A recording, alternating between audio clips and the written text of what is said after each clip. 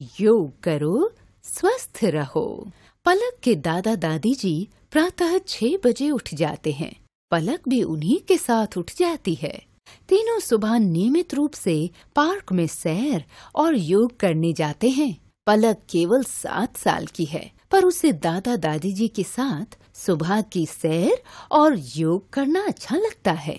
Park में और भी कई बूढ़े, जवान तथा बच्चे सैर, व्यायाम, योग और दौड़ लगाने के लिए आते हैं। एक दिन पलक दादा दादी जी के साथ पार्क में घूम रही थी। तभी उसे उसकी सहेली ईशा दिखाई दी। वह अपने पापा के साथ पार्क में आई थी। पलक दूर से ही चिल्लाई, ईशा, ईशा, इधर आ।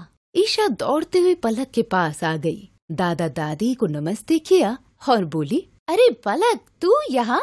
पलक बोली, मैं तो दादा दादी के साथ रोज यहाँ सैर और योग करने आती हूँ। तू बता, आज यहाँ कैसे? ईशा बोली, मैं आज पहली बार आई हूँ। ईशा ने पूछा, योग करने के क्या लाभ हैं? पलक ने कहा, योग करने से हमारा शरीर स्वस्थ रहता है और हम बीमार नहीं पड़ते। हमारा मन भी प्रसन्न रहता है और पढ़ाई में ध्यान बढ़ता है। अच्छा, क्या तुम मुझे भी योग करके दिखाओगी? ईशा ने पूछा। हाँ हाँ, क्यों नहीं, मैं तुम्हें बालासन करके दिखाती हूँ। बालासन से हमारा मन पूर्णतः आरामदायक स्थिति में होता है। इस आसन को करने से रक्त संचार भी सुचारू रूप से प्रवाहित होने लगता है। इससे पाचन तंत्र भी ठीक रहता है।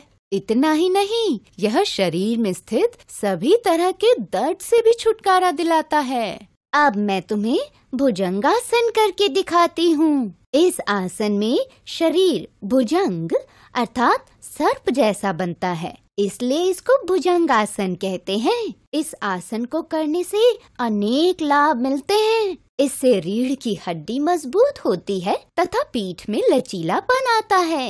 अब मैं तुम्हें ताड़ासन के बारे में बताती हूँ। इस आसन में शरीर ताड़ के पेड़ के समान हो जाता है, इसलिए इसे ताड़ासन कहते हैं। इस आसन को नियमित रूप से करने से पैरों में मजबूती आती है तथा पंजे भी मजबूत होते हैं। पेट और छाती पर खिंचाव पड़ने से उनके सभी प्रकार के रोग नष्ट हो जाते हैं। इससे पेट संबंधी रोग दूर होते हैं। यह आसन बच्चों के शारीरिक विकास में बहुत लाभ पहुंचाता है। ईशा ने पलक द्वारा बताए गए योग के तरीकों एवं लाभों को ध्यान पूर्वक सुना। उसने पलक से वादा किया कि अब वह प्रतिदिन सुबह पार्क में आएगी और योग करेगी।